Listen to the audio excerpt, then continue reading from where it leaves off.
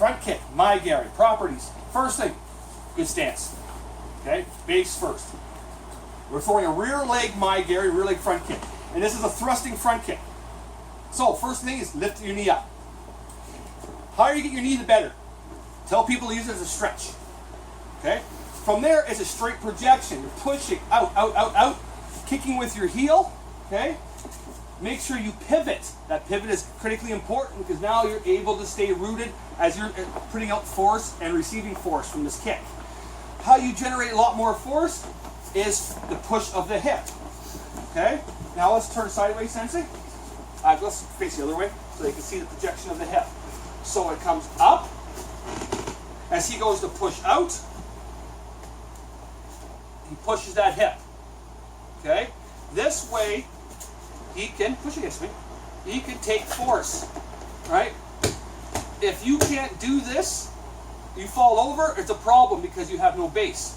You know, if he hit me hard enough, and he suddenly fell over, all that energy is used to knock him down. Right? So again, knee up. As you go to extend, you pivot. Okay? Using your toe, your outside of your foot to root into the ground. As you push, the hips get extended out. Okay? Think of it like kicking a door down.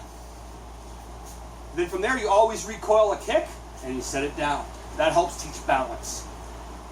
Okay? You want to do just a couple so that you can record on your own, Sensei? You can do it from the front, do it from the side, wherever you like. So key is that hip projection. So. Okay? My Gary. Yoko Gary. Side kick. First thing you got to do is you got to come sideways. The camera is our target. We use the camera as the target. So he's going to come up and he turns himself sideways. Now, knee comes parallel, leg parallel to floor. Okay? Foot rigid, just like your front kick, nice and rigid. So now when he goes to throw a side kick, as he cocks his hip over, he's going to extend, extend, extend, extend.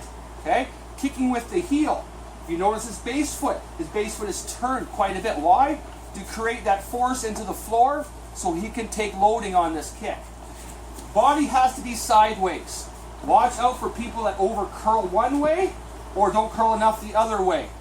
This body has to be sideways, right down the side of the body. So that way you're using all of this strength.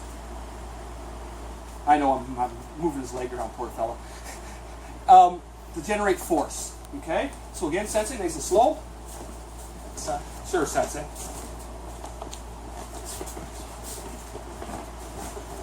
Scoot to your side. Up, projection.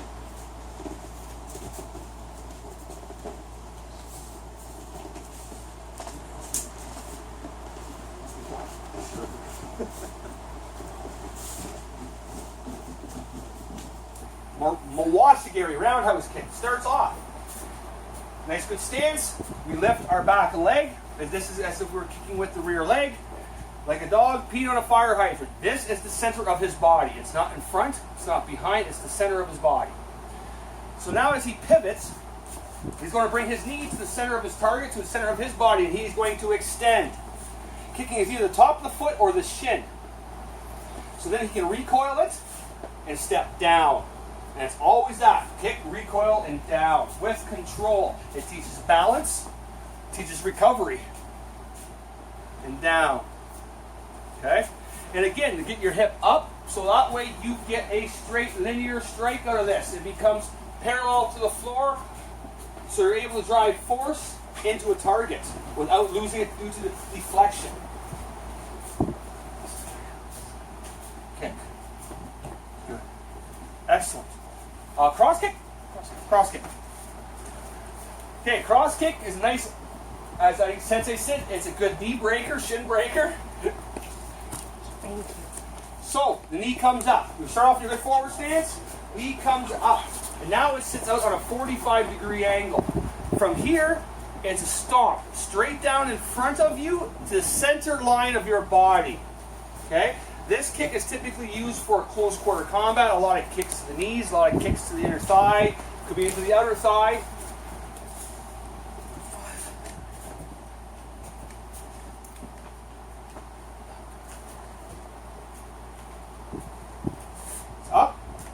drive it to center. And again, if you notice, it's that shove of those hips again. Right? All the power comes from that shove and that elongation of the hip.